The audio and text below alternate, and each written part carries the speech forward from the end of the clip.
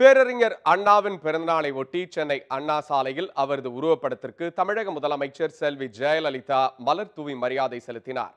தமிழகம் முழுவதும் பேரறிஞர் அண்ணாவின் 107வது பிறந்தநாள் இன்று கொண்டாடப்படுகிறது.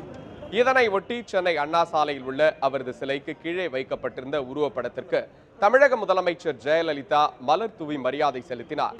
பின்னர் அண்ணா பிறந்தநாள் சிறப்பு மலரை ஜெயலலிதா வெளியிட அமைச்சர் தங்கமணி அதனை பெற்றுக் கொண்டார். இந்த விழாவில் தமிழக அமைச்சர்கள், சட்டமன்ற உறுப்பினர்கள் உள்ளிட்ட ஏராளமானோர் கலந்து கொண்டனர்.